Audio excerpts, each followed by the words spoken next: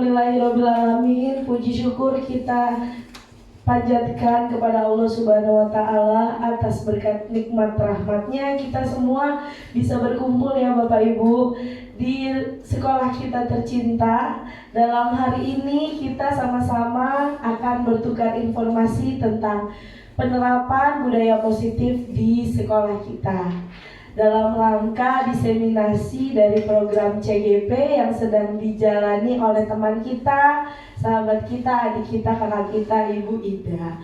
Mudah-mudahan setelah acara ini selesai, kita semua bisa mendapatkan informasi dan yang paling penting adalah menerapkannya kepada siswa-siswa kita. Karena ternyata bukan cuma siswa kita aja yang belajar, tapi kita sebagai para guru, para pendidik juga harus selalu mengupdate ilmu pengetahuan agar makin baik lagi ngajarnya. Walaupun sekarang saya yakin pasti udah baik semua teman-teman saya di sini ya. Untuk mempersingkat waktu, sebelum mulai acara, mungkin kita mulai berdoa. Ada baiknya kita berdoa menurut agama dan kepercayaan masing-masing. Berdoa mulai.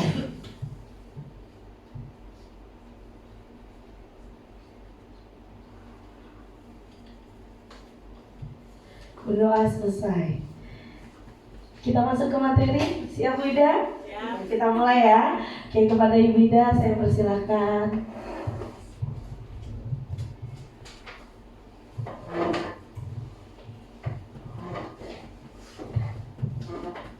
Ya, Assalamualaikum warahmatullahi wabarakatuh. Ya, yang terhormat, yang saya hormati rekan saya, teman sejawat saya, teman seperjuangan saya, guru-guru SDN Cempaka Baru 05. Di sini saya mencoba untuk sharing ilmu ya. Tidak ada yang merasa saya lebih pintar dibandingin Bapak Ibu semua, tapi di sini saya hanya sharing. Karena ini berkaitan dengan kegiatan guru penggerak yang sedang saya lakukan hampir kemarin 3 bulan lamanya seperti itu. Dan ini kegiatan di modul 1 gitu ya. Di sini saya akan mencoba untuk memberikan informasi sedikit tentang penerapan budaya positif yang mudah-mudahan atau insya Allah bisa kita bagikan ke anak didik kita seperti itu ya. Jadi apapun yang mungkin saya sampaikan ya, jika memang itu cocok untuk anak didik kita ya monggo silakan dibantu atau diterapkan untuk mereka, karena gimana pun kita juga sebagai seorang guru menginginkan menjadikan anak murid kita menjadi yang lebih baik dan berkarakter, terutama berakhlak mulia.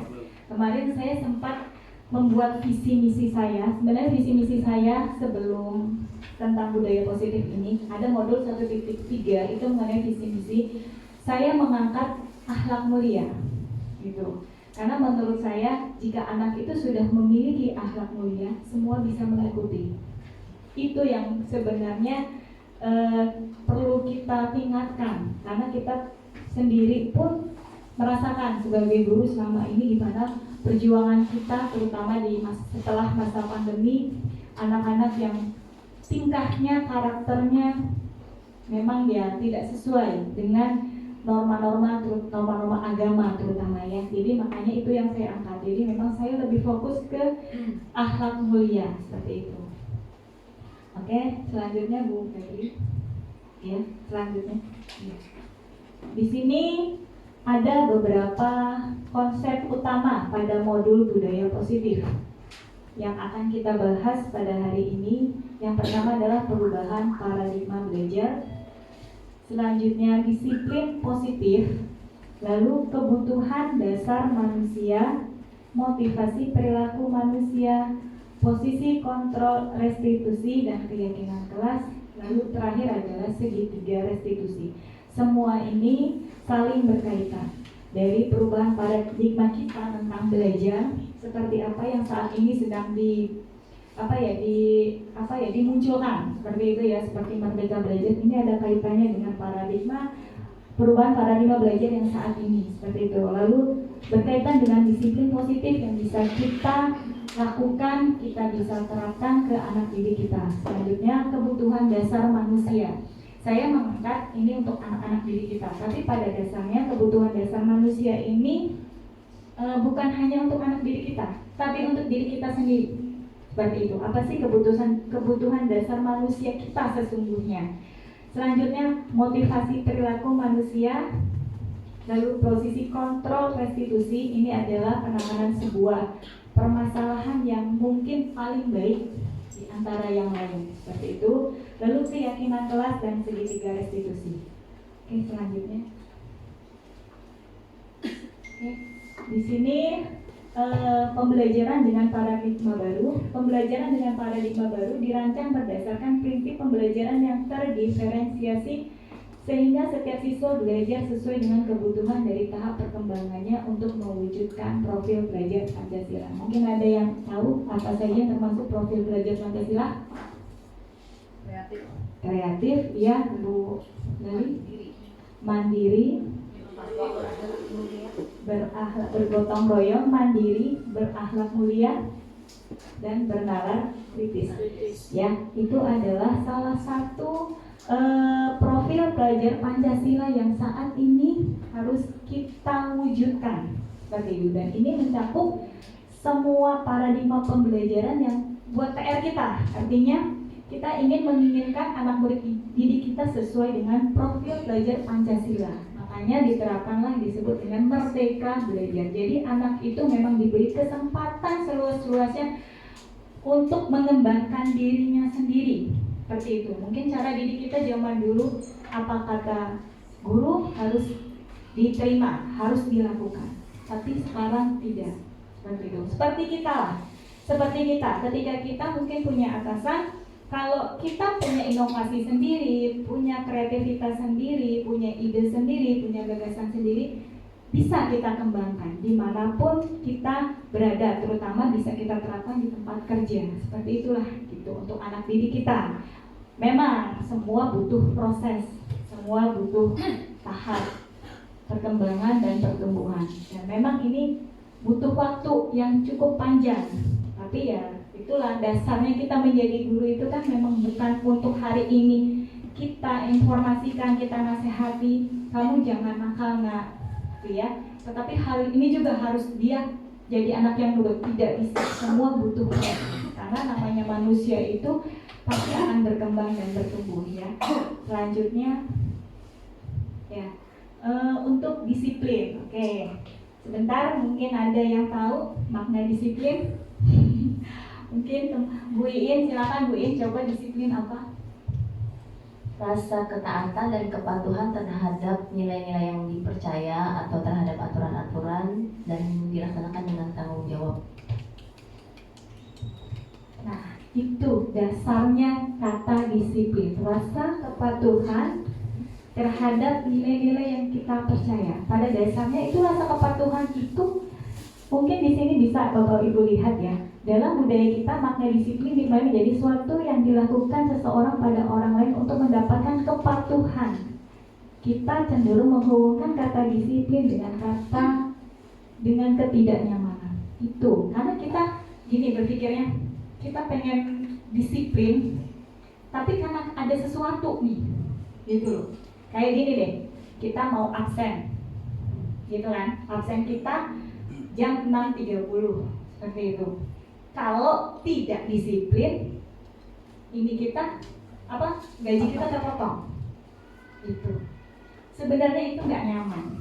Tapi kalau itu muncul dari diri kita, saya mau datang tepat waktu bukan karena supaya gak masalah gaji, seperti itu, karena takut gaji saya kepotong atau apalah itu.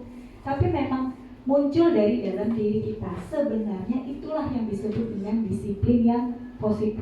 Nah, selanjutnya berkaitan dengan disiplin, sebagai pendidik, tujuan kita adalah menciptakan anak-anak yang memiliki disiplin diri sehingga mereka bisa berperilaku dengan mengacu pada nilai-nilai kebajikan universal dan memiliki motivasi intrinsik bukan ekstrinsik. Ini yang saya katakan tadi.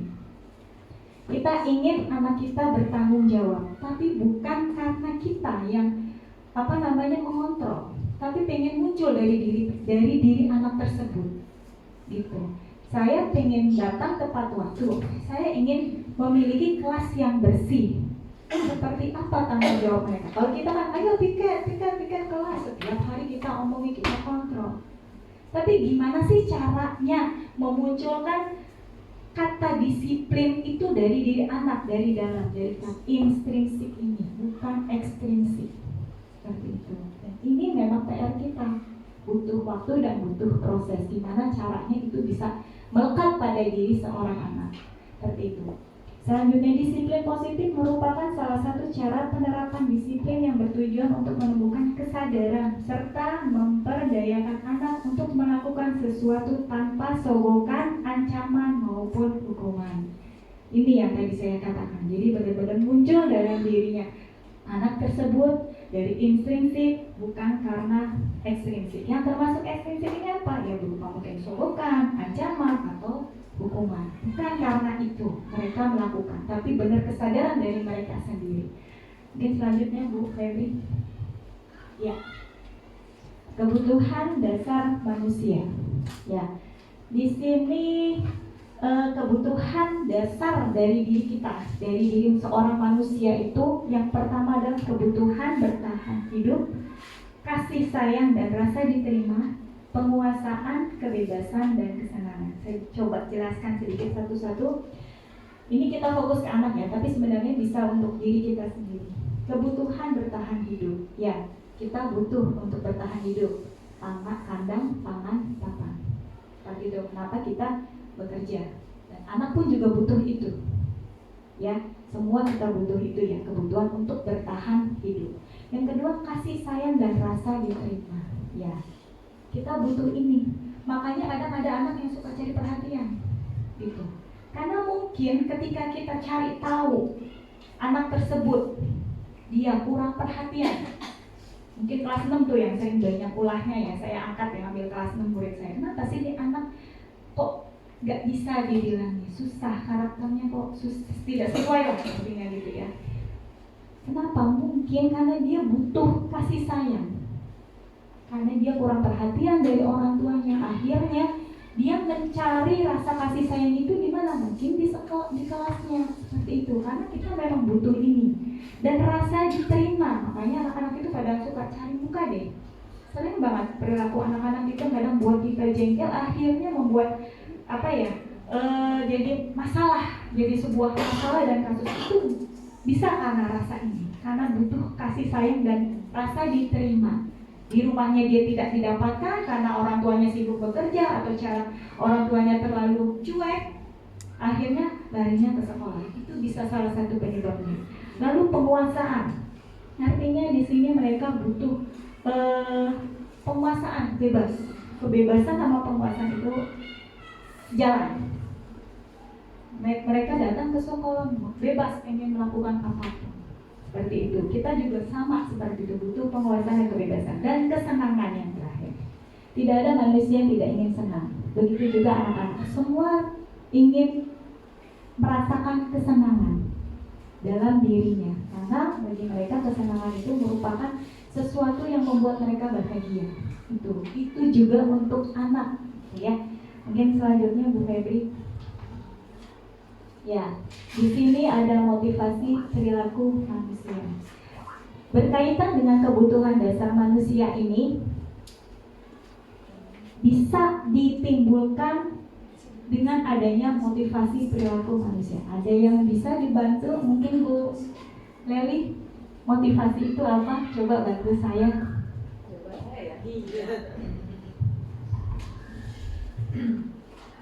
Motivasi adalah serangkaian sikap dan nilai-nilai yang mempengaruhi individu untuk mencapai hal spesifik yang sesuai tujuan individu. Itu sih menurut saya. Ya, terima kasih Bu Leli. Ya, dari apa yang disampaikan oleh Bu Leli, di sini saya ambil motivasi perilaku manusia, yaitu dorongan yang timbul pada diri seseorang secara sadar atau tidak sadar untuk melakukan suatu tindakan dengan tujuan tertentu. Mungkin Bapak Ibu sudah tahu apa makna dari motivasi itu ya. Jadi keinginan, ada dorongan yang timbul pada setiap manusia baik secara sadar atau tidak sadar, untuk melakukan suatu tindakan dengan tujuan tertentu. Kayak saya nih, mungkin ada teman-teman yang sedang berjuang dalam kegiatan PPG. Pasti ada motivasinya dong, kenapa saya harus lulus. Seperti itu ya. Saya harus lulus, saya harus bisa melaksanakan PPG ini sampai selesai. Begitu juga. Jadi ada dorongan ya. Jadi karena kita menginginkan sesuatu, begitu juga dengan anak. Anak pun juga ada. Pasti ada motivasinya, kenapa saya harus belajar, kenapa saya harus sekolah, pasti ada. Oke, nah tapi dari motivasi perilaku manusia ini, di sini dibagi menjadi 3 bagian. Menghindari ketidaknyamanan. Murid melakukan disiplin diri karena ia takut dihukum. Tuh, dia pengen melakukan sesuatu, tetapi bukan karena dari dalam dirinya, tapi dari luar. Seperti itu. Contohnya gini, ya anak misalkan tiket kelas seandainya.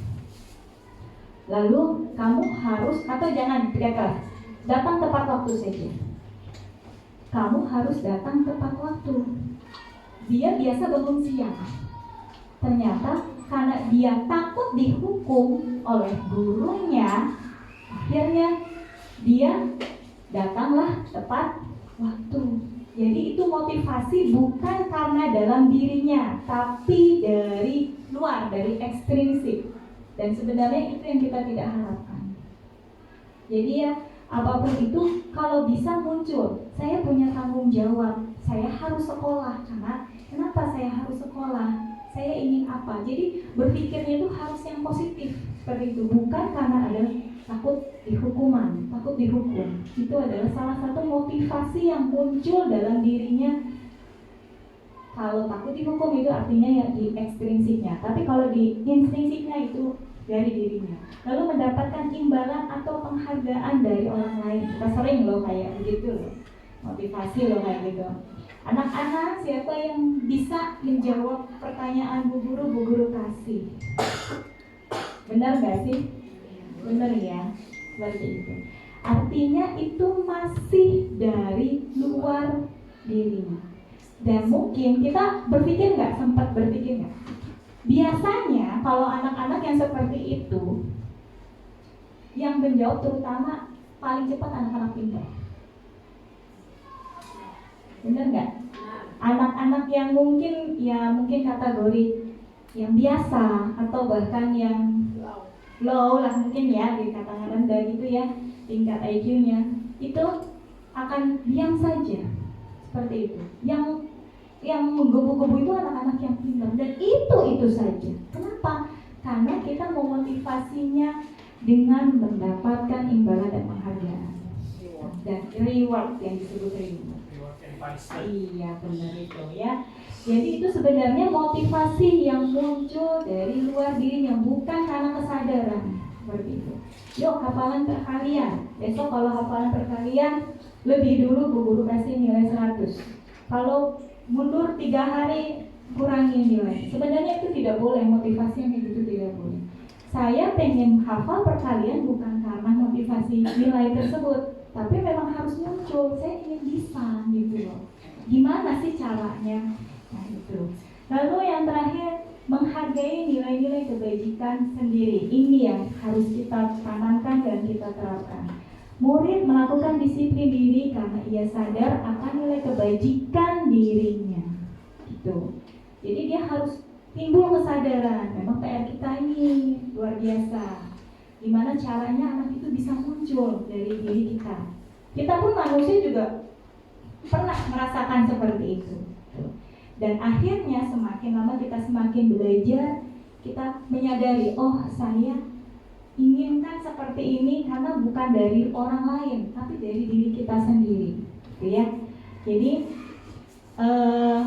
mungkin nilai-nilai kebajikan sendiri ini salah satu yang bisa memicu atau memunculkan motivasi kesadaran pada anak tersebut, sehingga Ketika dia sudah menyadari hal tersebut, itu akan terbawa dia sampai dia dewasa kelak. Itu pasti melekat. Hal-hal yang baik kalau sudah mulai dari sekarang kita biasakan, sudah muncul pada diri anak tersebut, akan terbiasa nanti sampai dia dewasa kelak. Dan bahkan sampai dia ketika dia bisa saat bekerja, saat dia sudah tua, pokoknya akan dibawa. Bahkan kalau bisa ditularkan ke anak cucunya, seperti itu. Selanjutnya Bu Febri. Ya, di sini saya akan menjelaskan sedikit konsep disiplin dengan identitas gagal. Ini saling berkaitan mengenai konsep disiplin. Di sini ada dua sebenarnya. Ada konsep disiplin dengan identitas gagal, ada konsep disiplin dengan identitas kesuksesan yang baik. Saya menjelaskan yang gagal dulu. Yang pertama adalah hukuman. Kita pengen anak kita disiplin dengan cara hukuman. Kira-kira panas nggak ya Bapak Ibu ya? Kita ngapain lagi sih sekarang gitu loh. Anak itu unik, memang unik. Saya mungkin dulu sama lah. Ketika saya belajar, mereka saya kasih hukuman, menurut saya itu paling benar. Itu menurut saya dulu seperti itu. Tapi ya ketika semakin mungkin saya berusia seperti ini, saya juga semakin menyadari, apalagi saya posisi mungkin udah punya anak juga kali ya, saya menyadari hal seperti itu sebenarnya tidak mendidik anak kita, gitu, tidak bisa mendidik. Karena gimana pun maupun kita kasih hukuman seberat apapun, kalau dia nggak berubah percuma, gitu ya. Kamu harus pakai baju seragam putih merah yang lengkap setiap hari Senin. Tapi kalau dia cuma karena tidak muncul dari dirinya, capek kita nggak akan bisa merubahnya mereka dengan seperti itu, dengan hukuman terutama ya. Dan itu akan menyakitkan buat mereka. Makanya sampai suka ingat, mungkin ada kali atau kita sendiri pernah ngalamin nih. Dulu kita belajar di sekolah, kalau dikasih hukuman kita tahu nih, oh ini dulu bapak ini atau guru matematika ini kerjaannya menghukum atau nyubit saya seperti itu. Akhirnya kan sampai kita dewasa teringat. Itu juga terjadi pada anak dan itu menyakitkan. Yang kedua, yang pastinya tidak nyaman, tidak membuat anak itu nyaman karena takut gitu. Kita ingin anak murid kita itu kita rangkul, kita berikan kasih sayang, kita didik mereka. Kalau mereka kita didik dengan kasih sayang yang seperti itu, insya Allah kita mudah menanamkannya. Tapi kalau mereka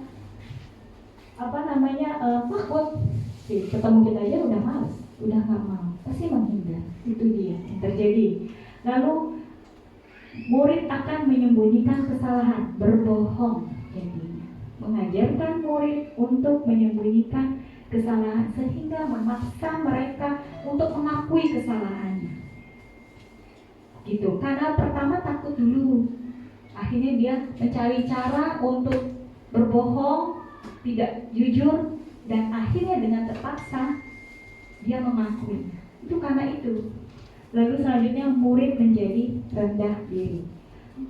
Ini salah satu konsep disiplin dengan identitas gagal. Jadi saya berharap mungkin Bapak Ibu di sini kita ubah yuk, jangan seperti itu, gitu. Kita ubah konsep pendidikan kita, cara mendisiplinkan kita untuk anak-anak kita, jangan dengan cara tidak mendapatkan hukuman seperti itu. Nanti ada cara yang mungkin bisa lebih efektif dan bisa lebih baik lagi. Lalu yang kedua, penghargaan.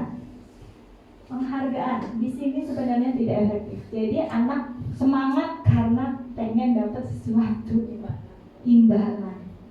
Gitu ya, pamrih jadi, mendidik mereka jadi pamrih.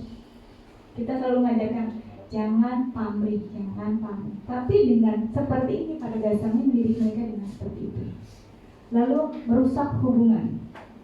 Wah, dia terus nih yang dapat yang pinter, giliran anak yang nggak pernah menjawab, akhirnya jadi ada menimbulkan rasa mungkin kesal sama gurunya, disangka gurunya pilih kasih. Gitu, dengan penghargaan seperti itu. Lalu menghukum dengan ranking.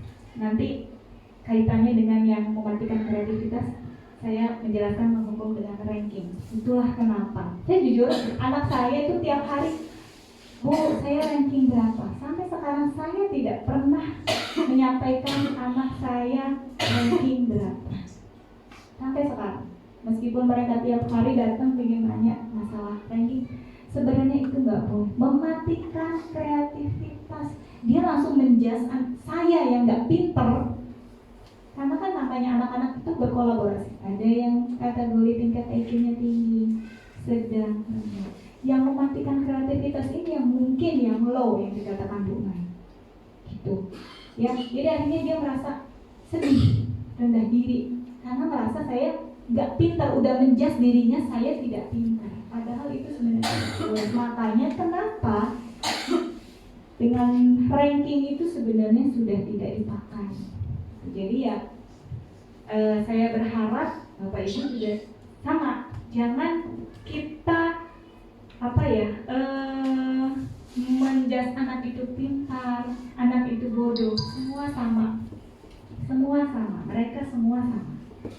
Itu adalah tanggung jawab kita, gitu ya. Kita nggak bisa menjudge anak itu. Di sekarang ini dia bodoh, atau kurang, atau tidak cerdas. Terus ya di kelas saat ini di SD dia lebih pintar, nggak bisa. Karena saya juga punya pengalaman yang tidak baik lah. Dulu saya ngomong anak ini nggak bisa, dia tidak naik kelas, gitu. Dia tidak bisa naik kelas. Mau dipaksa juga nggak bisa. Akhirnya orang tuanya menerima, tapi dengan rasa kekecewaan. Tadi karena saya masih menanamkan ranking, karena dia merasa ranking paling terakhir, seperti itu. Akhirnya ketika dia sudah SMP, orang tuanya nemuin saya, Ibu, anak saya sekarang ranking 1 di SMP. Jujur, hati saya malu banget. Ya Allah, ini anak dulu saya ini kan anak ini tidak pintar, tidak naik kelas. Ternyata ketika di SMP dia mengalami perubahan dan dia masuk SMP. Sama seperti yang kemarin, mungkin ada ketemu murid, dulu saya kategorikan anak ini lemah banget. Ternyata dia jadi guru sekarang. Miss Kiki kemarin ngeliat. Saya tahu, saya merasa anak ini dulu lemah banget. Sampai saya sempat ingin tidak menaikkan. Istilahnya kita naik memaksa. Tapi ternyata dia malah menjadi guru sekarang. Jadi artinya dengan yang seperti inilah yang sebenarnya harus kita hilangkan. Karena akan mematikan anak-anak yang merasa saya biasa aja. Ya, jadi inilah salah satu disiplin dengan identitas gagal salah satunya. Lalu yang terakhir merampas hak menghargai dirinya. Anak itu punya kekurangan, pasti punya kelebihan.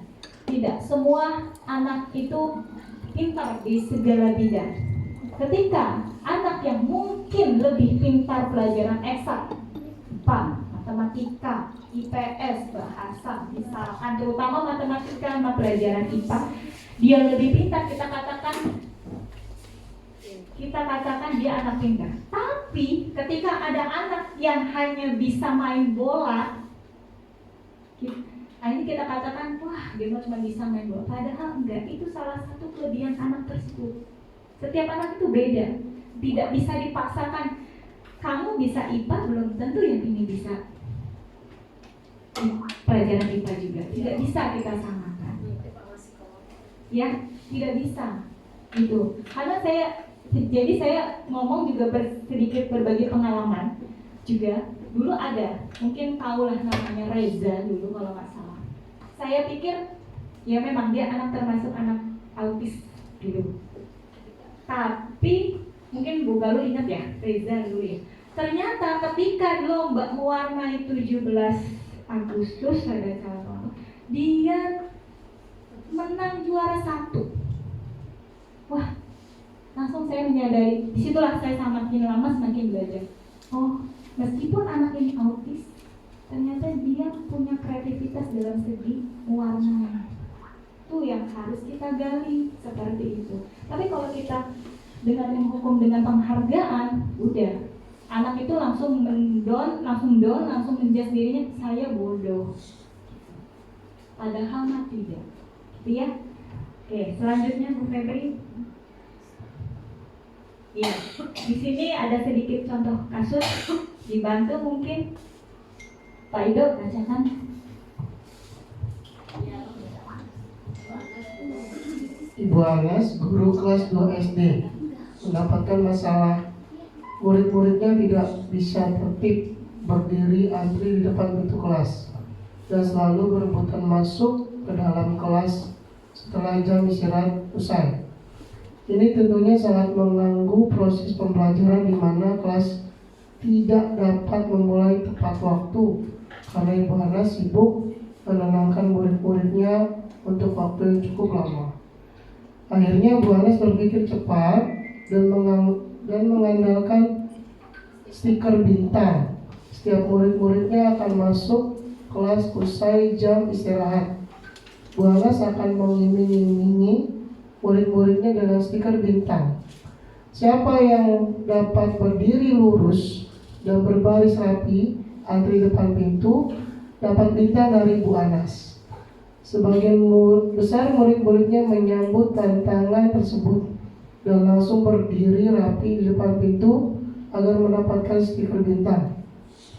Hal ini terus dilakukan Bu Anas selama beberapa minggu karena cukup berhasil membuat murid-muridnya berdiri rapi antri di depan pintu sampai pada suatu saat Bu Anas sakit, terpaksa digantikan dengan Pak Heru.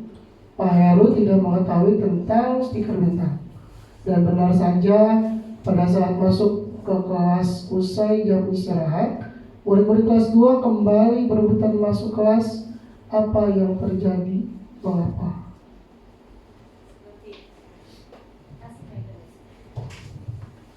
Di sini kita ada kasus yang tadi sudah dibacakan Pak Ido. Apa yang terjadi? Mungkin ada yang bisa bantu jawab. Boleh nih?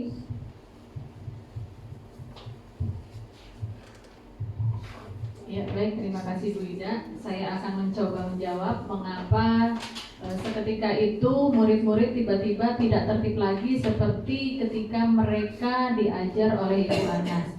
Nah, menurut saya hal ini terjadi karena pertama itu Ibu Anas semangat memberikan bintang. Sementara setelah diajar oleh Pak Heru tidak menerapkan apa yang telah dilakukan oleh Ibu Anas.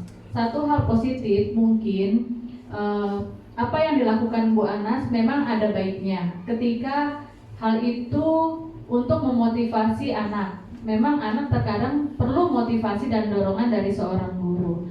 Namun, nah ini imbasnya, mungkin nilai negatifnya seperti itu. Anak akan terbiasa mau melakukan sesuatu yang baik apabila mendapatkan imbalan atau reward. Seperti itu jawabannya Bu Ida.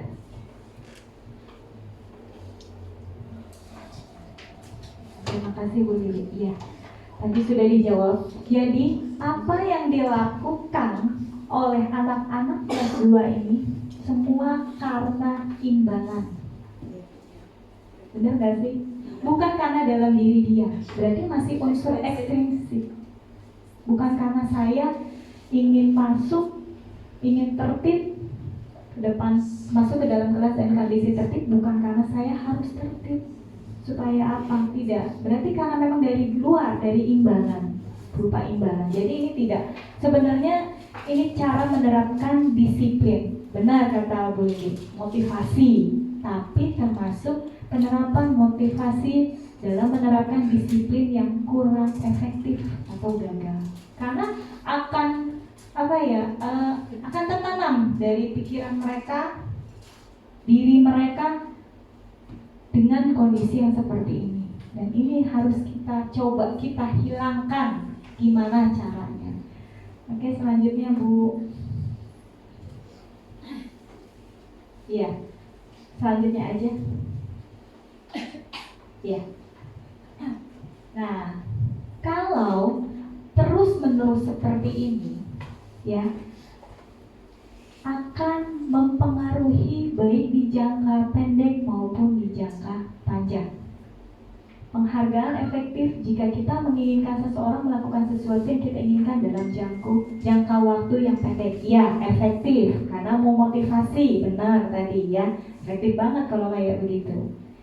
Tapi jika kita menggunakan penghargaan lagi dan lagi, maka orang tersebut akan bergantung pada penghargaan yang diberikan serta kehilangan motivasi dari dalam dirinya. Otomatis hilang itu perlahan, secara perlahan. Itu dalam jangka waktu yang panjang. Gitu. Lalu jika kita mendapatkan penghargaan untuk melakukan sesuatu yang baik, maka selain kita senantiasa berharap mendapatkan penghargaan tersebut lagi, kita pun menjadi tidak menyadari tindakan baik yang kita lakukan. Jadi antara motivasi ekstrinsik dan intrinsik bingung. Tindakan apa sih yang harusnya kita lakukan? Kita pengen anak itu datang tepat waktu. Tapi kalau karena mau ada sesuatu, ya dia rajin. Tapi kalau dia nggak ada sesuatu, ya dia malas. Akhirnya itu akan melekat pada dirinya. Jadi ya itu balik lagi, pamrih lagi. Dan itu yang sebenarnya harus kita hilangkan. Ya, selanjutnya Bu Febri. Ya, di sini ada konsep disiplin dengan identitas sukses. Oke. Yang pertama adalah konsekuensi. Ada yang tahu mungkin? Putri, konsekuensi? Apa? Atau siapa? Konsekuensi? Pak Gunawan? Apa? Akibat dan konsekuensi itu. Dia semacam penerapan disiplin dengan konsekuensi, akibat. Kalau menurut Pak Gunawan, mungkin ada yang lain? Bu Tri?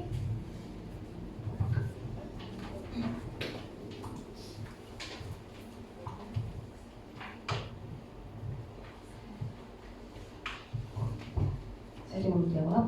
Konsekuensi di sini maksudnya sanksi.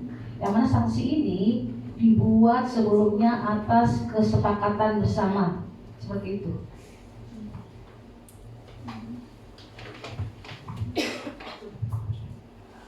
Ya, terima kasih Bu Tri sama Pak Gunawan.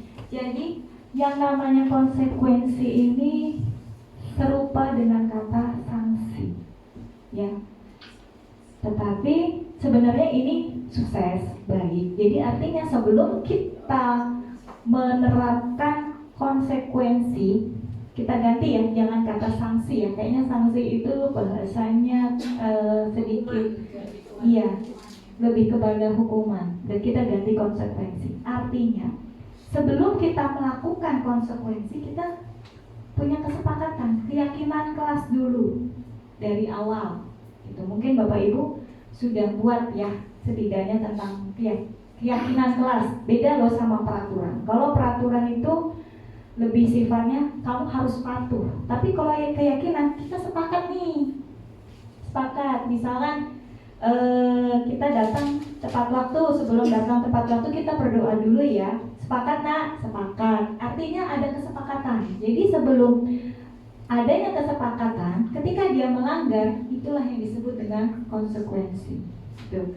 Lalu konsekuensi ini akan berdampak jangka pendek saja, seperti itu. Penguatannya jangka pendek, perlu monitoring berkelanjutan. Contohnya begini, anak nggak sengaja numpahin minum temannya. Biasanya anak-anak kalau sudah nggak sengaja temannya numpahin minum, apa yang dilakukan? Ngambil lapel, iya. Apakah dengan monitoring? Biasanya iya. Cepat ambil lapel, dielap. Benar nggak sih? Iya. Kebanyakannya seperti itu. Dia langsung ngambil lapel. Tapi dengan monitoring, perlu monitoring berkelanjutan. Sudah bersih belum minyak yang di pelnya? Lihat. Jadi ketika dia melakukan kesalahan, dia harus monitoring dulu, terus diingetin. Terus atau butuh stimulus supaya dia merespon. Diingetin mulu, diingetin terus, baru dia merespon. Ya, Itu salah satu dari konsekuensi seperti itu. Seharusnya apa yang dia lakukan setelah dia mungkin membersihkan? Minta maaf, bener Bu In.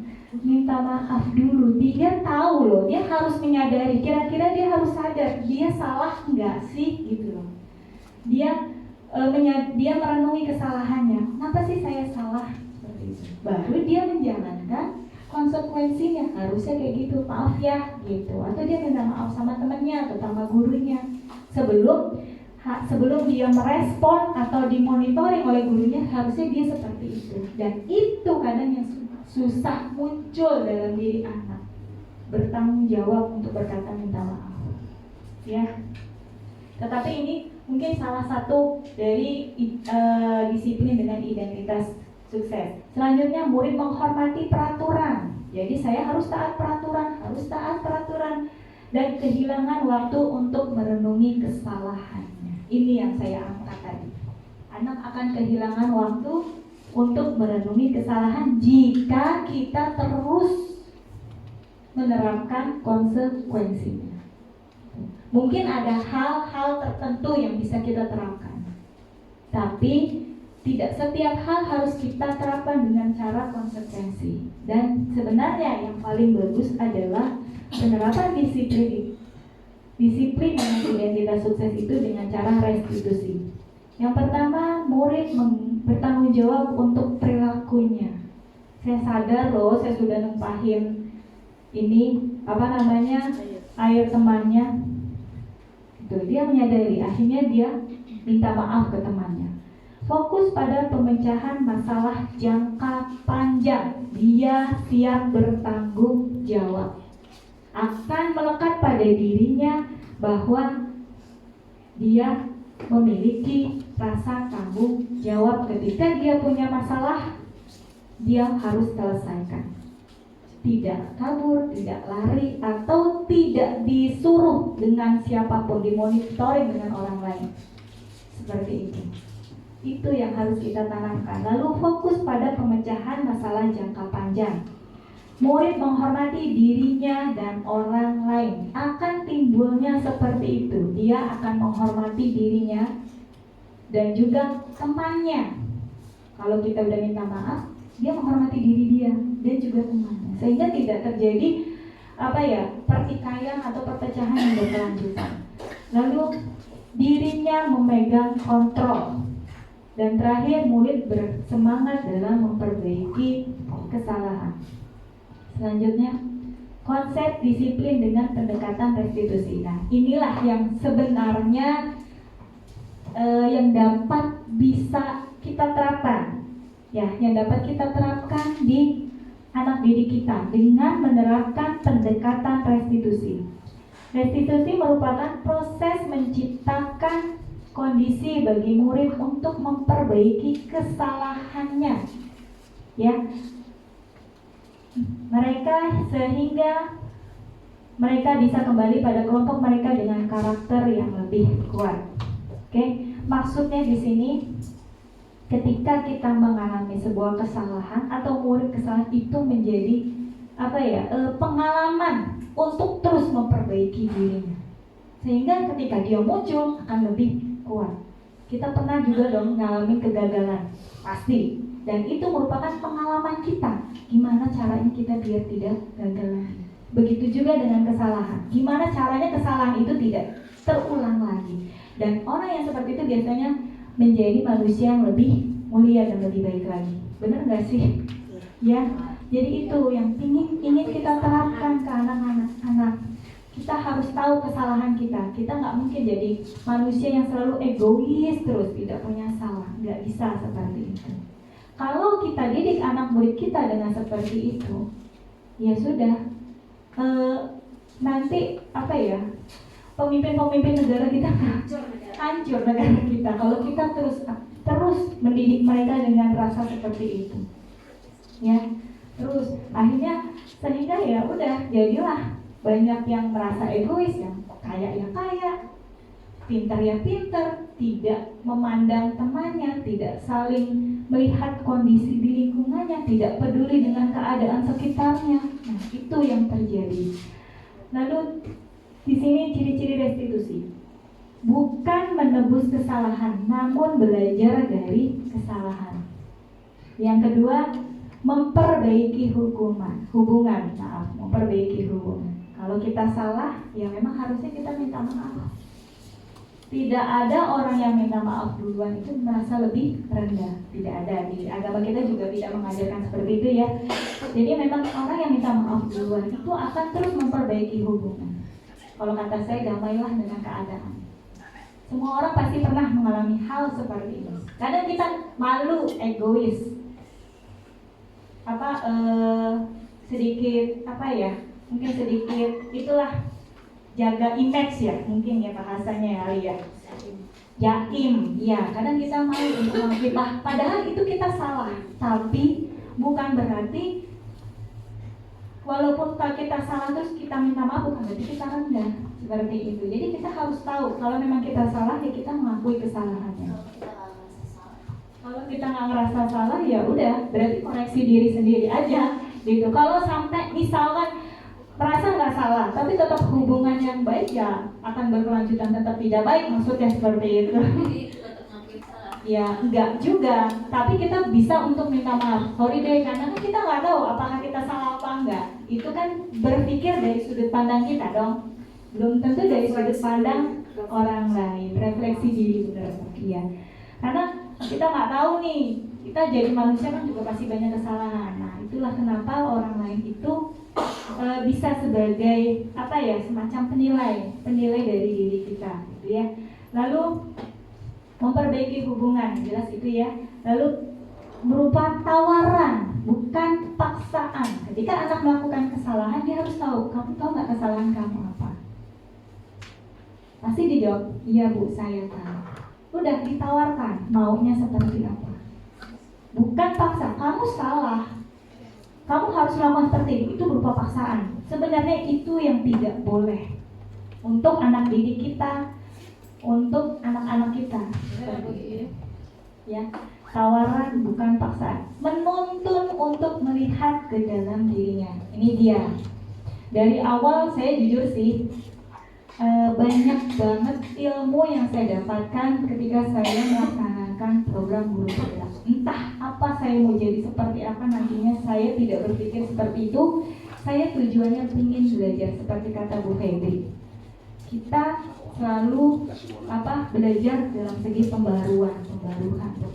Mungkin menurut kita sudah baik seperti itu, tapi belum tentu di anak-anak kita di zaman kita yang saat ini itu baik yang apa yang kita terapkan. Kita dididik guru kita seperti ini, terus kita terapkan ke murid, belum tentu itu yang terbaik untuk anak didik kita sekarang. Beda zaman, benar.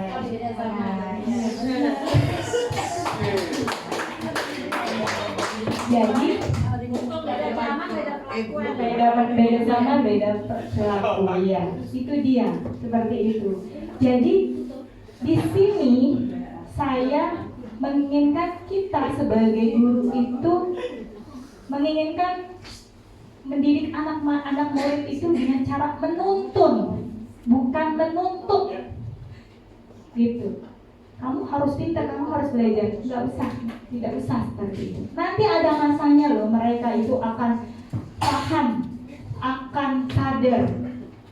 Rasa saya itu belajar buat kebutuhan saya sendiri, buat masa depan sendiri.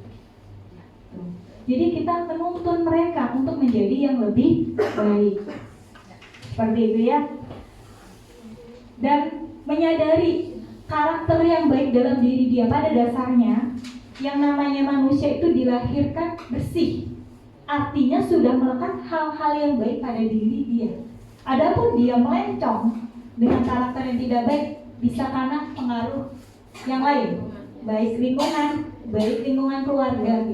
Benar nggak sih? Seperti itu ya. Pada dasarnya seperti itu. Dan ini tugas kita, menyadari loh mereka itu, membalikkan mereka ke posisi yang benar lagi dengan cara menuntun, bukan menuntut. Ya, itu ya Bapak Ibu ya. Lalu mencari kebutuhan dasar yang mendasari tindakannya. Kita harus cari tahu dulu, kenapa sih penyebab anak itu bermasalah, banyak kasusnya. Kenapa? Ada apa? Itu ya, itulah kenapa kita kerja sama tim antara orang tua, guru itu harus padu. Gitu. Supaya apa? Kita tahu nih, kita menyadari kekurangan anak itu. Kenapa? Jangan kita mengelak. Udah, mungkin kita lihat anak ini kekurangan anak ABK, Bu. Tapi dia nggak nyadari, wah anak saya pinter, di rumah bisa. Harusnya nggak seperti itu. Jadi kenapa sih dia bisa seperti ini? Jadi kita cari tahu dulu, ya. Lalu fokus pada karakter, bukan tindakan. Karakter. Jadi kita tanamkan karakter yang baik, bukan tindakan yang dia tidak baik tadi. Tindakan yang dia lakukan yang tidak baik itu kita judge dia, kita marahi dia dengan tindakan yang tidak baik, bukan itu. Tapi karakter dia kita bangun menjadi lebih baik, kita tanamkan. Menguatkan dan fokus pada solusi. Pada solusi, bukan hukuman atau bukan ya sanksi. Bukan. Jadi solusinya gimana? Tawarkan ke anak. Kamu buat seperti ini, solusinya gimana? Maunya gimana supaya kamu bisa menyadari, berubah, bisa lebih baik lagi. Seperti itu. Oke, selanjutnya Bu Febri. Oke. Di sini ada sebuah kasus tentang hukuman, menerapkan disiplin dengan cara hukuman. Guru murid terlambat ketika upacara bendera. Lalu guru menghukum hormat bendera di depan kelas selama 1 jam atau berdiri depan kelas selama KBM. Guru marah dan murid menjadi takut. Ini hukumannya. Jadi kalau hukuman biasanya langsung. Ketika kamu datang terlambat, langsung dihukum secara seketika. Dan itu membuat diri anak menjadi takut, rendah diri. Seperti itu. Lalu konsekuensi. Guru memberikan konsekuensi untuk menyanyikan lagu Indonesia Raya di lapangan. Guru tegas dan murid menghargai peraturan. Tapi dengan keyakinan dulu. Keyakinan sekolah. Sepakatan, keyakinan. Dasarnya dari peraturan sekolah. Keyakinan kelas atau keyakinan sekolah itu bisa kita angkat berdasarkan peraturan yang ada di sekolah. Di situ kita sudah membuat peraturan. Dilarang siswa mungkin datang tepat waktu. Itu peraturan yang harus kita buat. Kita buat keyakinannya gimana antara guru dan siswa. Keyakinannya. Nah, jadi kalau datang terlambat, gimana kalian maunya apa konsekuensinya? Ditawarkan dulu ke anak. Biarkan anak dulu, Bu. Mungkin ada yang nyeletuk, bayar Bu, denda 2.000. Kita ambil dulu.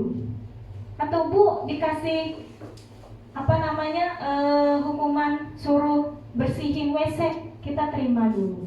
Tetapi usahakan ketika mereka masuk pasti akan diusulkan dengan hal-hal yang sedikit negatif. Tapi kita arahkan menjadi sesuatu keyakinan atau konsekuensi yang arahnya positif. Saya setuju nih dengan kemarin Bu Febri sama Bu Iin ketika mereka melanggar, membuat kasus, kita kasih konsekuensinya dengan upacara.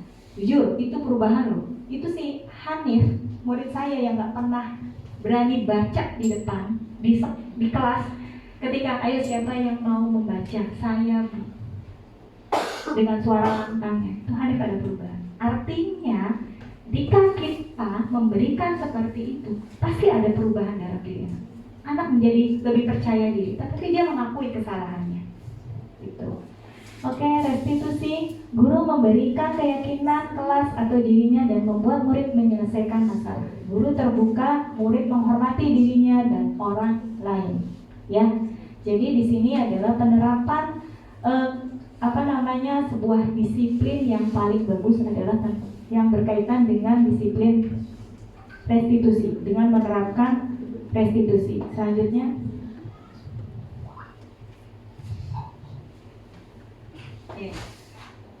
ya, di sini ada 5 posisi kontrol restitusi. Ya, ini masih berkelanjutan. Yang pertama penghukum. Wah, ini sebaiknya kita hilangkan ya. Sepakat ya? Sepakat ya. Kita hilangkan. Lagi ngapain kita marah-marah? Malah menambah beban kita. Itu malah kita sakit kalau kayak gitu. Kalau penghukum kan mayoritas kita emosi, cepet tua, gitu ya. Malah yang ada sakit. Udah kita hilangkan dengan disiplin yang penghukum ini kita coba hilangkan. Jikapun masih ada ya, mungkin coba pelan-pelan kita hilangkan, gitu ya. Pemantau, ya, pantau. Lalu yang kedua pembuat rasa bersalah, nanti ada penjelasannya. Teman, dan terakhir manajer. Posisi kontrol yang paling baik itu adalah posisi manajer. Kita bahas satu-satu. Penghukum, patuhi aturan sekolah, lalu berdiri di depan kelas. Seperti itu. Kita memaksa mereka untuk mematuhi peraturan yang tidak sesuai dengan keinginan kita. Seperti itu. Kita juga pernah mengalami hal seperti itu. Gimana rasanya saat itu? Mungkin pernah mengalami waktu kita masih sekolah. Lalu yang kedua, pembuat rasa bersalah. Berapa kali ibu harus memberitahu, Bu, guru kecewa sama kamu? Ya, ini adalah pembuat rasa bersalah. Seolah-olah anak itu paling bersalah. Gak boleh seperti itu sebenarnya. Ya, Bu guru sedih deh, kok kamu kayak begini. Padahal Bu guru udah berusaha untuk mendidik kamu. Padahal itu tidak boleh. Jadi anak itu merasa yang paling bersalah dan akan timbul kesedihan dalam dirinya. Lalu selanjutnya teman. Ini juga berlebihan. Ayolah yang tertib dong, buat bu gurunya bangga. Kali ini tidak apa-apa melanggar kata tertib, tapi lain kali jangan. Kalau bisa antara murid sama guru jangan seperti teman. Ya, jadi jangan seperti teman, terlalu terbuka, terlalu dekat. Ada batasannya. Gimana pun kita adalah seorang guru, ya. Gimana pun kita ada seorang guru yang minimal anak murid itu menghargai kita. Kita harus punya wibawa. Ya, kata wibawa itulah makanya kenapa kita tidak boleh terlalu menjadikan anak itu seperti teman. Beda teman yang di luar sekolah misalkan kan beda. Tapi kalau di sekolah kita jadi guru, meskipun kita ngajar di SMA, dimanapun itu anak murid kita, walaupun dia lebih tinggi dari kita, seperti itu. Dimanapun anak murid kita, jadi harus kita punya wibawa kita sebagai seorang guru. Saya pun juga mendampingi mahasiswa PPG, meskipun usianya lebih tua dari saya, tapi tetap saya dipercaya mungkin mendampingi dosen menjadi guru pamong, ya harus punya wibawa. Walaupun ilmunya lebih banyak mahasiswanya, tetap kita harus punya batasan seperti itu. Ya Pak Nizar ya?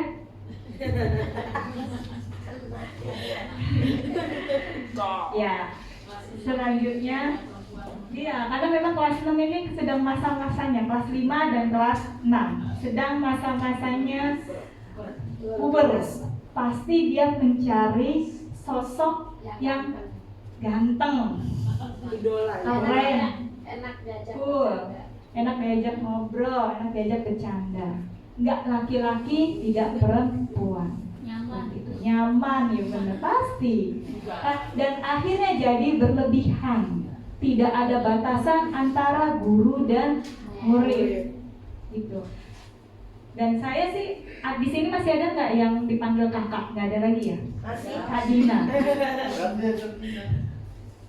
Iya.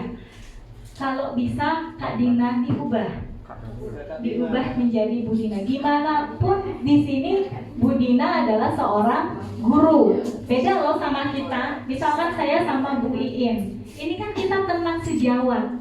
Tapi kalau sama murid, ya tetap itu murid kita. Harus kita punya batasan.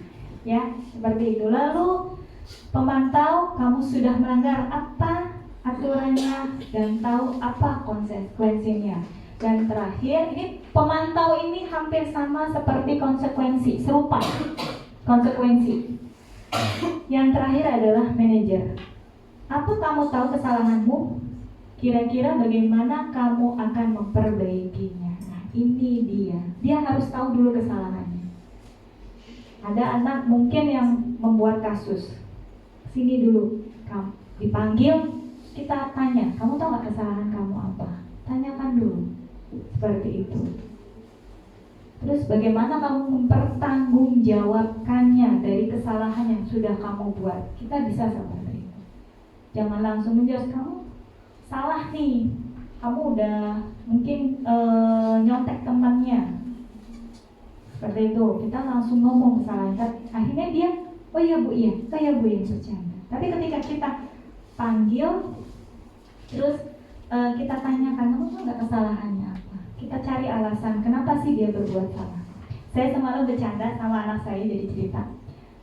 Anak saya main pet kelamaan. Jadi matanya itu udah gini-gini gitu, udah capek kali ya. Saya ambil sini, ibu minta. Itu anak saya yang paling kecil sih. Kenapa sih ibu ambil dek petnya? Kenapa? Tahu nggak Dede kenapa? Kenapa ibu ambil?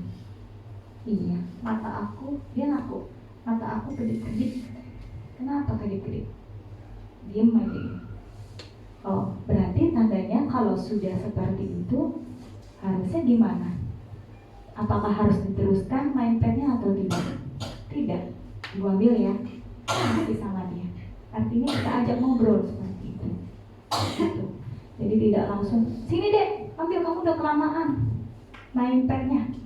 Kita paksa. Sebenarnya nggak boleh kayak gitu. Jadi kita tanya dulu, kenapa dia penyebabnya seperti itu. Itu untuk anak saya sih, semalam saya coba, hanya saya ketawa, oh kayak gini caranya atau seperti itu. Baru saya tahu ketika saya terapkan ke anak saya usia 4 tahun, dan dia pun ngerti, tahu saya mata saya, pet saya diambil karena mata saya bermasalah. Dia tahu kesalahannya. Maaf ibu, langsung jawab seperti itu. Iya udah. Nah seperti itulah dalam posisi kontrol yang paling baik adalah manajer. Oke, selanjutnya Bu Febri. Ya, di sini adalah tentang keyakinan kelas.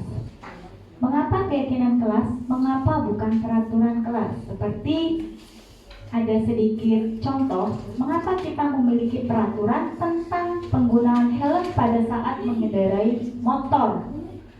Kalau kita cuma taat peraturan, kalau ada polisi doang, wah ada polisi, kita taat nih karena kita takut sama polisi, benar gak sih?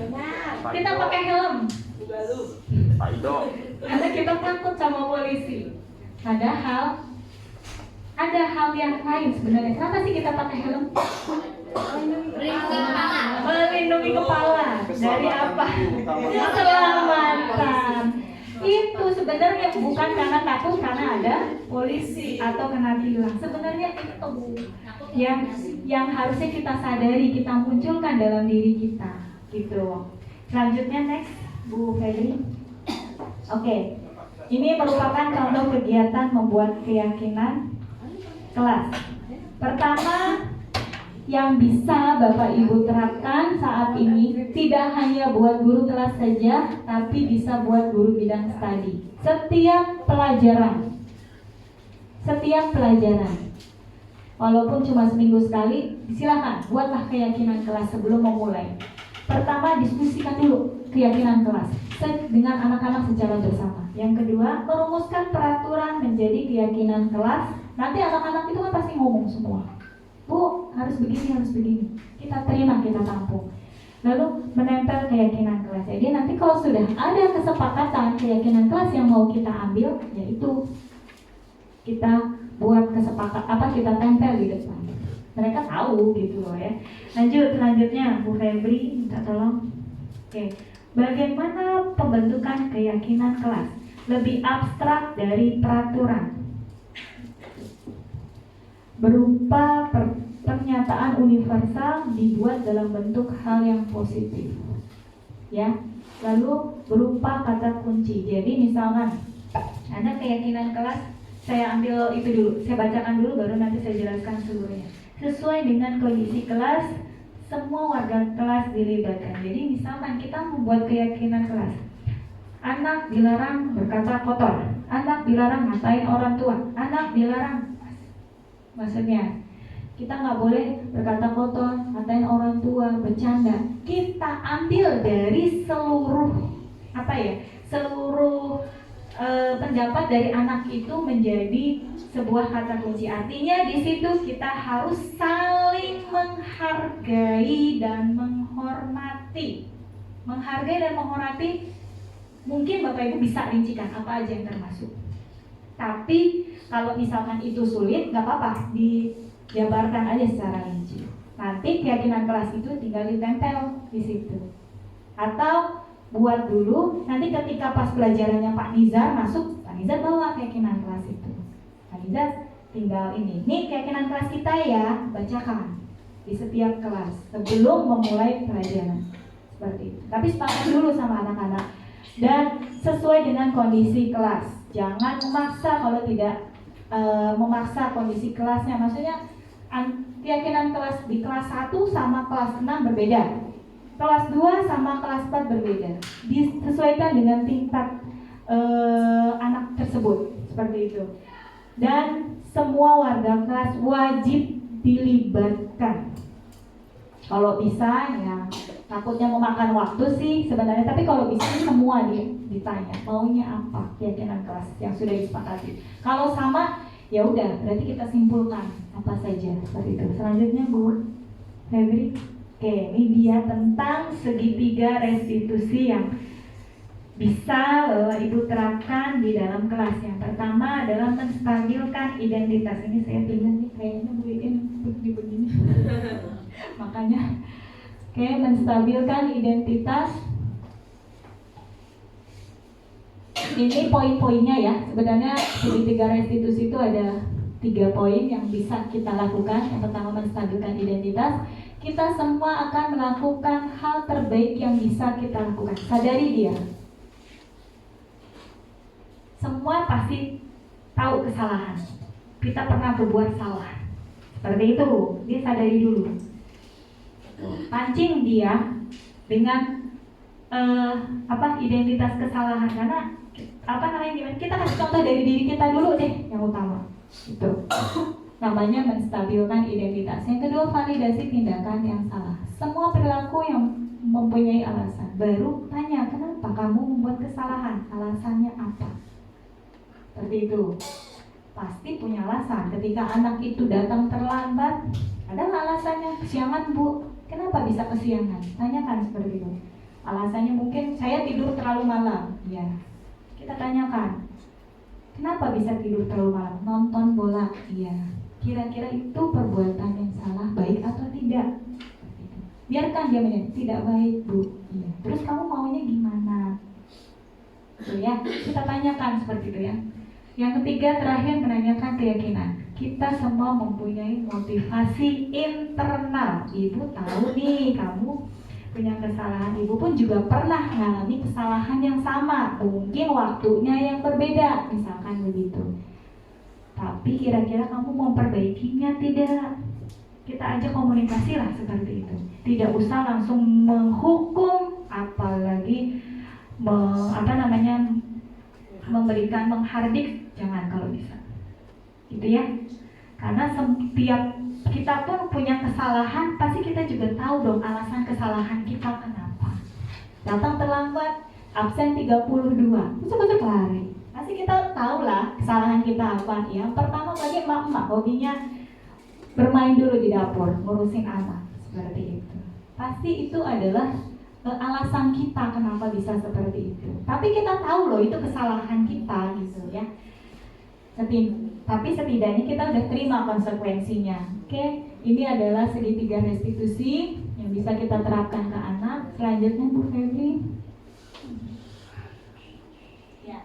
Ini saya ambil, waktu itu saya minta tolong Bu Dina untuk memvideokan. Dalam kasus yang pertama, seorang siswa bernama Keke datang terlambat ke sekolah karena bangun kesiangan akibat nonton TV hingga larut malam. Mungkin ini salah satu contoh ya yang Bapak Ibu bisa terapkan.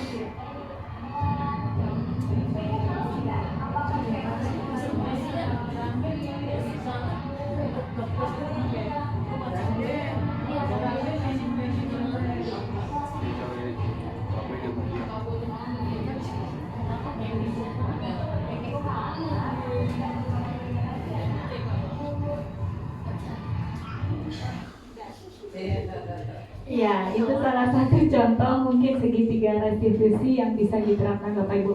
Yang kedua nggak usah. Ya, jadi artinya di sini anak usahakan menyadari kesalahannya. Memang wajar, namanya manusia kan, kita pasti membuat kesalahan. Manusia itu tidak ada yang sempurna. Kita bisa memperbaiki masalah ini dan jangan fokus menanyakan masalahnya, tapi fokus menanyakan solusinya. Seperti itu ya.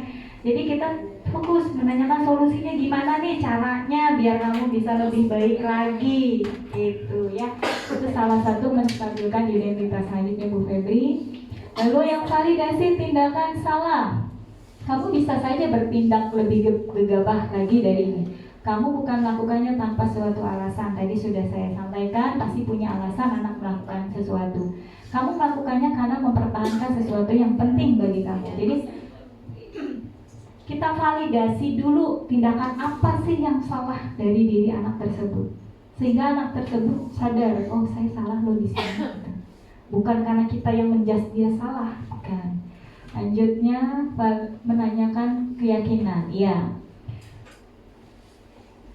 Berkaitan dengan keyakinan kelas, inilah kenapa setiap guru usahakan memiliki keyakinan kelas yang dapat kita sepakati, karena kita berpatokan pada keyakinan kelas. Kalau melanggar ya berarti tahu dong konsekuensinya. Ya Bu, saya tahu. Nanti sudah, apa kira-kira dia harus tahu apa kesalahannya atau konsekuensinya apa, itu dia menjalankan konsekuensi itu. Tapi setidaknya dia sudah menanamkan diri dia mengetahui kesalahannya dan menyadari kesalahannya. Seperti itu. Oke, dalam penerapan disiplin positif, hendaknya guru memiliki standar kepribadian, keprofesionalan, dan sosial yang baik, di mana guru mampu berefleksi pada posisi kontrolnya saat ini. Itulah kenapa guru harus terus refleksi. Kita disuruh merefleksi anak didik kita, tapi guru tidak merefleksi ya percuma, nggak seimbang. Kita merefleksi, di mana sih kok dia nggak pintar anak, tapi kita sendiri nggak pernah merefleksi diri kita, ya percuma. Nggak bisa jadi contoh anak didik kita. Oke, bagaimana perjalanan dirinya sebagai seorang among, posisi manajer. Ya, jadi kita among, sebagai among posisi manajer yang menuntun murid-murid menjadi insan yang mandiri, merdeka, dan bertanggung jawab. Oke, seperti itu. Gimana Bapak Ibu, mungkin ada yang mau disampaikan? Oke, terima kasih Bu Ida. Teman-teman boleh minta tepuk tangan ya. Alhamdulillah, ternyata sudah selesai. Kita mulai sesi diskusinya. Kita sama-sama saling berdiskusi ya teman-teman ya. Argun mungkin boleh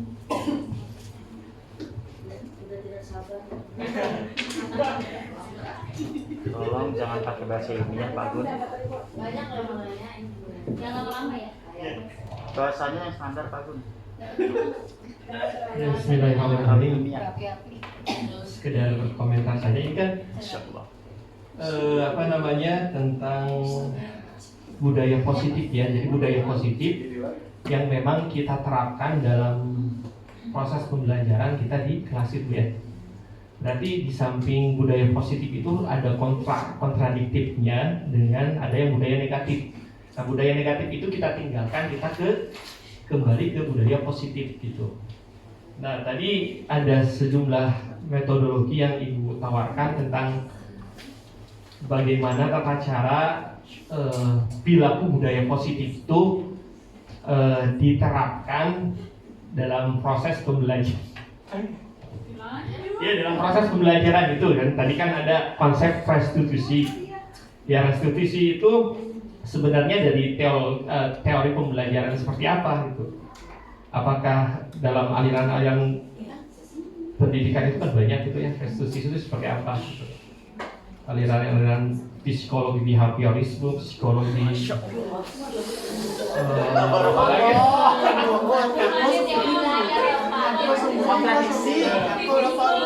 psikologi positivisme, psikologi apa ya? Itu. Nah, jadi alhamdulillah kita dapat ilmu ya. Bagaimana kita harus mulai dari hari sekarang merubah paradigma mindset kita. Kebetulan saya juga ya memang di kelas itu sering menerapkan apa yang tadi Ibu ceritakan sebagai hukuman konsekuensi gitu kan, dengan menggunakan apa gitu kan, mungkin ya dengan pembelajaran ini kita harus membuka paradigma lagi, bukan lagi budaya-budaya negatif seperti hukuman-hukuman secara fisik Bu ya. Tapi kalau kebandelan kalau kebandelan ya ya gitu Bu, terima kasih. Coba disimpulkan pertanyaan Pak Gunawan. Ini disimpulkan ya, jadi cuma disimpulkan pembelajaran jadi tadi restitusi itu diambil dari teori psikologi apa, dari pendidikan apa gitu kan, pendidikan pembelajaran itu seperti apa.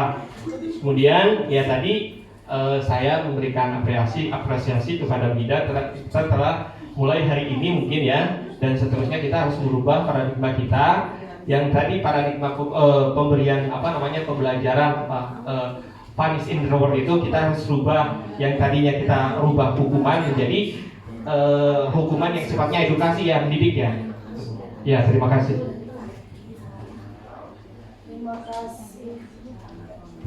Terima kasih Pak Gunawan untuk pertanyaannya berkaitan dengan teori belajar ya Pak ya. Jadi sampai mengacu kepada teori siapakah gitu ya Pak ya,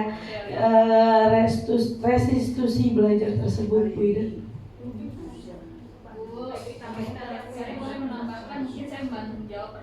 Boleh, silakan. Ini nih, kasih mic-nya. Mantap ya. Ada teori belajar jauh tulis.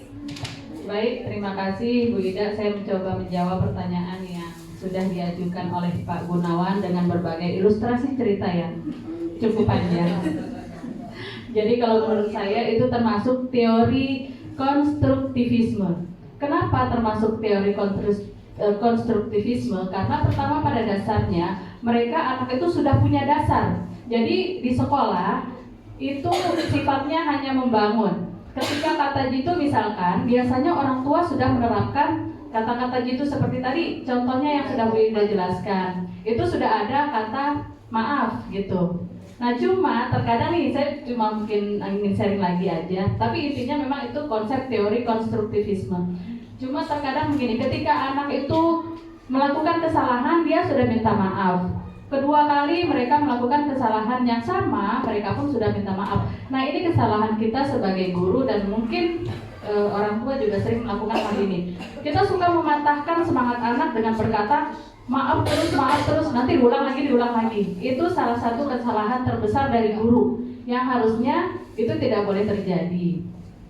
Itu mungkin tambahan saja. Jadi intinya Pak, kalau menurut saya atas pertanyaan Bapak, teori apa yang tepat itu termasuk teori konstruktivisme. Karena dari beberapa teori yang pernah saya pelajari, kalau dia humanisme itu berarti hanya pengetahuan dasar seperti itu. Ya. Tapi ini kan kalau dari kasus yang Bapak sampaikan tadi itu termasuk teori konstruktivisme karena sifatnya hanya membangun seperti itu. Terima kasih Bu Ida. Mungkin ada. Bu Ida dibantuin jawab. Mas Bu Wana, silakan Bu Wana. Enggak ya, diskusi ya teman-teman ya.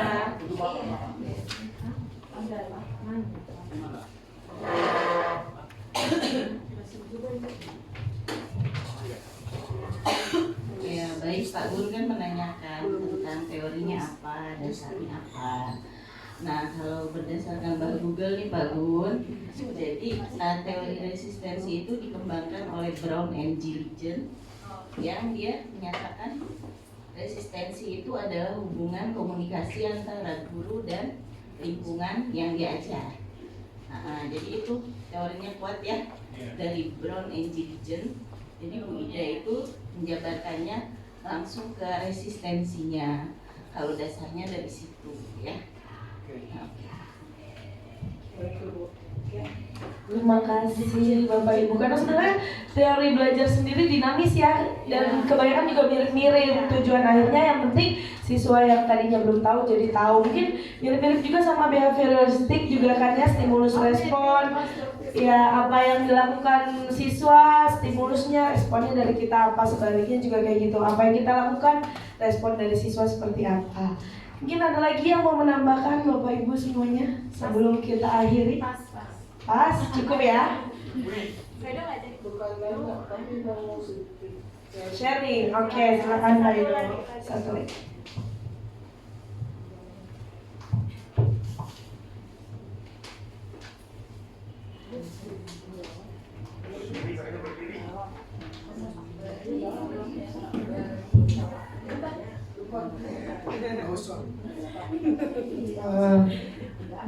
Assalamualaikum warahmatullahi wabarakatuh. Mungkin kalau saya mau sedikit kayak sharing gitu, berawal dari kalau saya kan ranahnya lapangan gitu ya.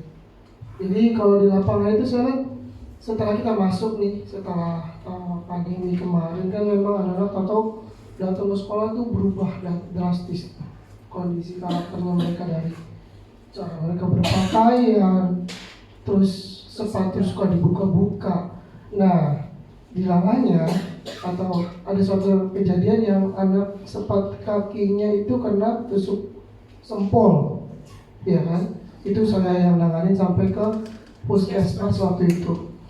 Nah, akhirnya itu saya jadikan topik sama anak-anak itu. Nih, kemarin ada kejadian, kalau nggak salah siapa namanya? Zilal ya. Karena waktu itu kok bisa itu kena tusuk, karena kan ternyata dia nggak pakai sepatu, dan itu kejadian di lapangan. Nah, akhirnya saya coba ngasih mereka tuh pengertian kepada yang saya ajar itu tadi, sama mungkin dari yang tadi permintaan Bu Ana. Jadi guru itu berinteraksi sama anak-anak yang dia ajar aja dulu sama lingkungannya gitu. Jadi saya selalu bawa gini, kenapa sih nak kalian kalau misalkan istirahat kek, atau misalkan mereka itu pulang, itu sepatu kalian tuh kalian tenteng tuh, itu kenapa? Alasannya kenapa? Saya bilang gitu. Nah, terus ada kejadian anak ketusuk itu lidi sempol. Nah, di situ saya kasih pengertian apa sih kegunaan sepatu. Sepatu itu dirancang, dibikin manusia untuk melindungi kaki kalian. Tapi kalau Bapak lihat, kalian itu selalu ngeker tuh pulang. Ada yang dimasukin tas, ada yang di ini, banyak tuh berbagai macam jawaban mereka. Ada yang alasannya, Pak tadi saya habis piket misalkan, karena habis dipel kan gitu. Pokoknya banyak argumen mereka. Oke. Tapi kan bisa ketika kalian sampai di depan sana, sebelum ke gerbang kalian pakai sepatunya, atau setelah meninggalkan kelas kalian piket kan pakai sepatu tuh. Saya bilang gitu. Tapi ternyata implementasi di lapangan itu nggak semudah seperti saya ngomong sama kelas saya. Itu ada aja tuh. Bahkan kakak kelasnya mencontohkan nggak pakai sepatu juga. Aduh, akhirnya gini. Saya sering nongkrong di warkop tuh. Dan itu kadang saya suka iseng gitu. Dari keisengan saya itu saya kayak razia gitu. Siapa nih anak yang masih ngulangin sepatunya itu ditenteng gitu. Terus saya panggil, nak sini nak. Sebelum kamu pulang, duduk sini. Pakai sepatunya. Bapak udah kasih tahu apa kegunaan sepatu, kenapa nggak dipakai, apa segala macam. Jadi saya rutin tuh, gitu.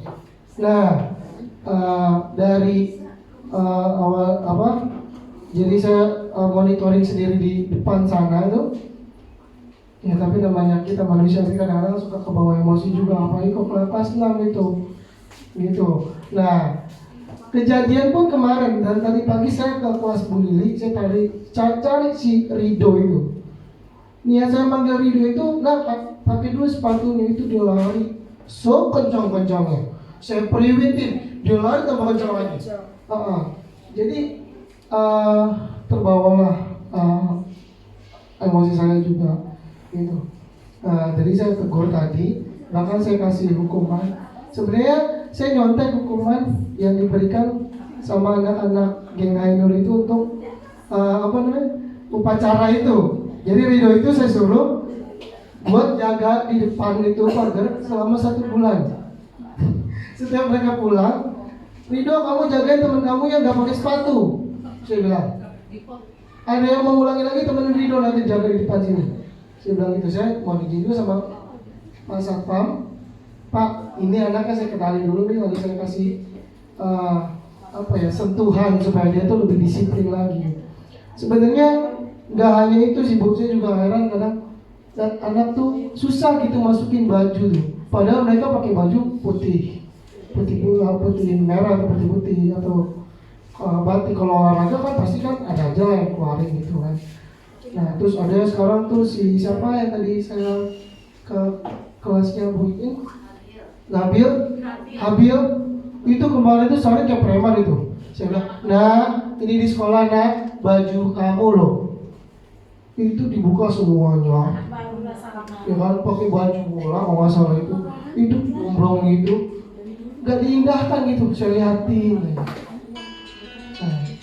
Nah terus waktu itu sempat juga ada kasus tuh soal kehilangan uang siswa kalau jam olahraga itu. Saya punya ide juga tuh ya, gimana kalau olahraga itu uangnya kalian masukin ke sepatu, maksudnya biar dia tuh main bola itu nggak ngeker gitu. Jadi awalnya saya coba kasih karena ada contoh kasus, saya kasih validasi dulu. Ada yang ikuti, tapi alhamdulillah sekarang mulai berkurang tuh, karena saya standby di depan tuh. Saya monitoring mungkin kalau dari Bu dia tadi tuh, saya di depan, ada Pak Ido, langsung tuh mereka tuh pakai tuh.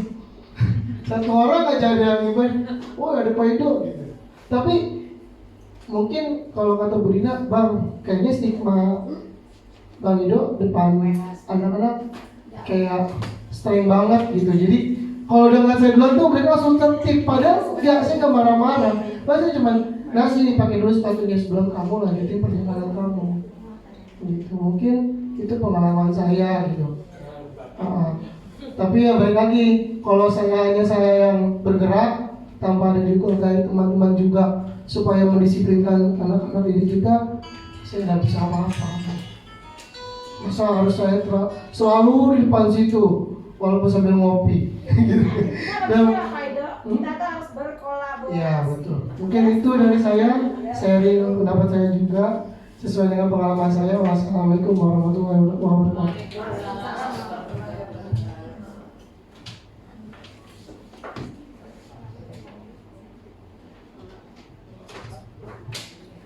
Iya, dari pernyataan sharing sedikit yang berkaitan dengan Gunawan tadi sudah dijawab ya sama Bu Lili dan Bu Ona. Jadi Jadi artinya itu semua bisa masuk, ya.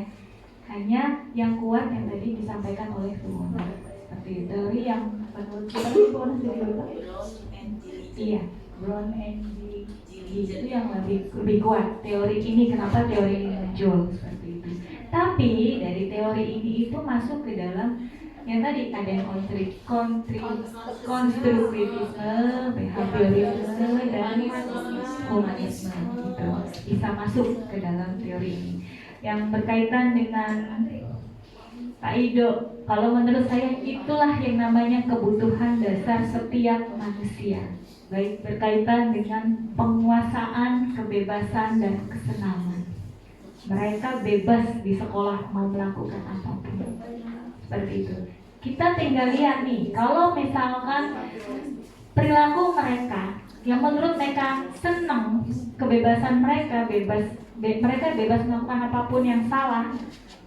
Tinggal kita bagaimana cara merubahnya itu menjadi lebih baik, lebih disiplin seperti itu. Dengan cara apa? Dengan cara memonitoring dengan posisi manajer.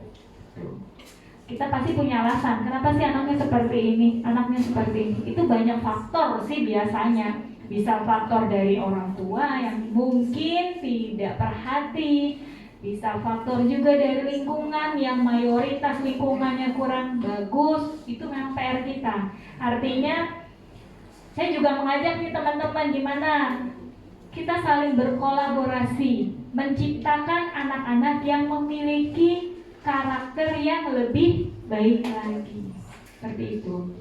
Tapi kalau misalkan nih posisinya, kenapa sih Pak Ido sampai anaknya takut? Berarti masih dalam posisi penghukum gitu. Biasanya kalau anaknya sudah posisi penghukum akan menimbulkan yang seperti ini tadi,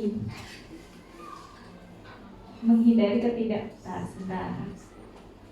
Balik lagi ke sini sebentar ya Pak. Menghukum. Ini dia.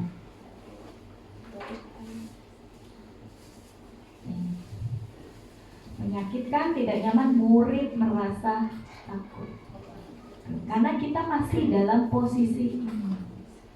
Harusnya kan kita tidak seperti ini. Kita mulai pelan-pelan berubah menjadi posisi yang lebih baik lagi, yaitu posisi restitusi. Itu nggak apa-apa, kita sambil belajar. Saya pun sendiri mungkin masih banyak yang harus saya ubah.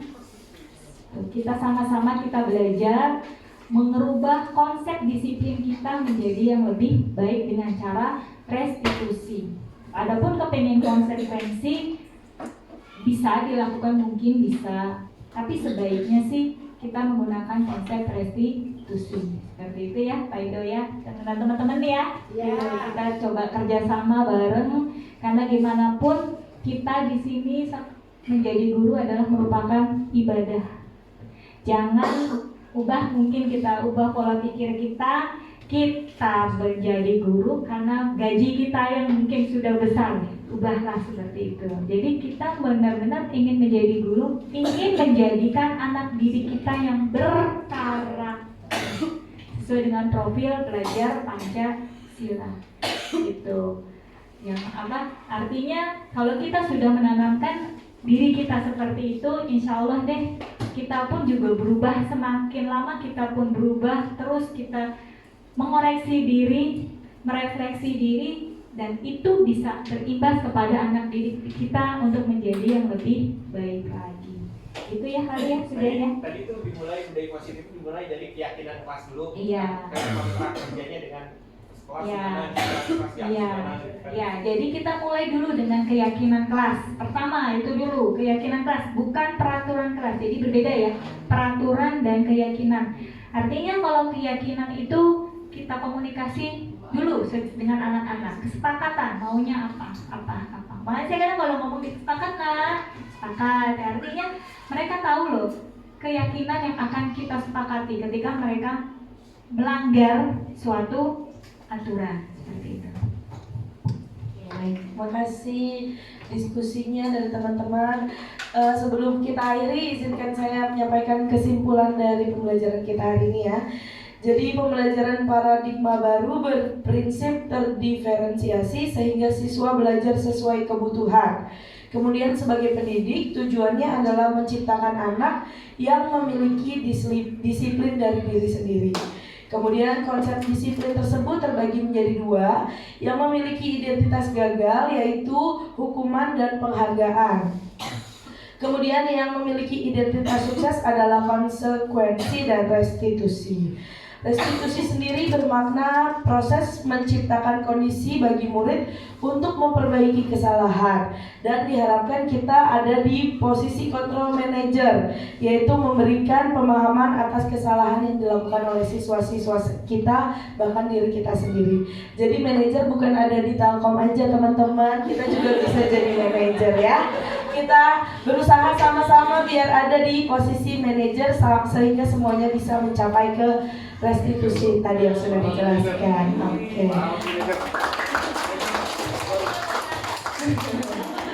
Oke, teman-teman, alhamdulillah setelah selesai pemaparan dari teman kita Ibu Ida, semoga bermanfaat untuk teman-teman semua. Untuk mengakhiri kegiatan kita hari ini, saya mohon kesediaannya untuk Pak Gunawan memimpin doa akhir. Negara lah, lebih tua, salat Jumat gitu loh.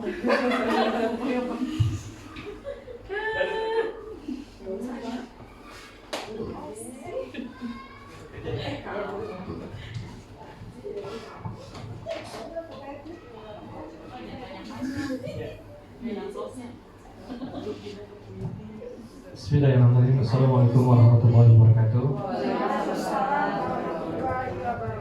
Ya, baik ibu-ibu, marilah Bapak-bapak, ibu-ibu, marilah kita sambil berdoa ya kepada Allah Subhanahu wa taala. Mudah-mudahan ilmu yang kita dapatkan ini bisa bermanfaat ya. Kemudian kepada kita semua yang hadir di sini juga selalu Allah limpahkan karunia-Nya kesehatan lahir dan batin, panjang umur ya. Kemudian kita doakan agar anak didik kita itu menjadi anak-anak didik yang soleh dan soleha. Kemudian ya mudah-mudahan SDN Cempaka Baru ini senantiasa mendapatkan keberkahan ya, mendapatkan kemaslahatan sebagai wadah wahana kita untuk mengamalkan ilmu, dan ilmu yang kita ajarkan itu menjadi amal joriyah ya, amal joriyah.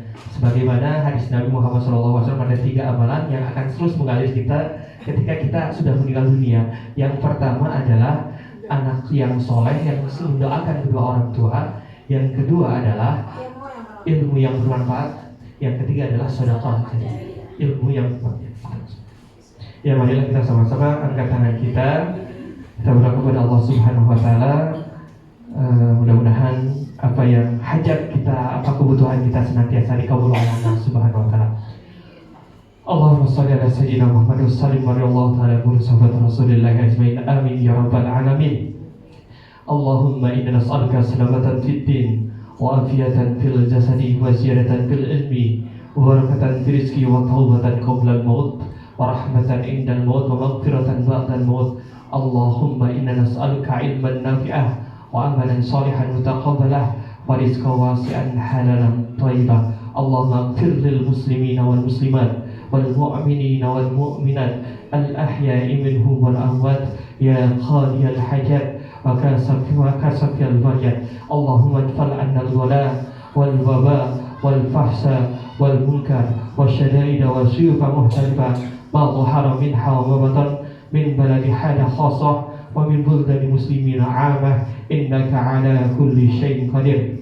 Rabbana taqabbal minna innaka antas samiul alim wa tub 'alaina innaka antat tawwabur rahim. Rabbana atina fid dunya hasanah wa fil akhirati hasanah wa qina adzabannar. Subhana rabbika rabbil izzati amma yasifun wa salamun alal mursalin walhamdulillahi rabbil alamin. Al-Fatihah.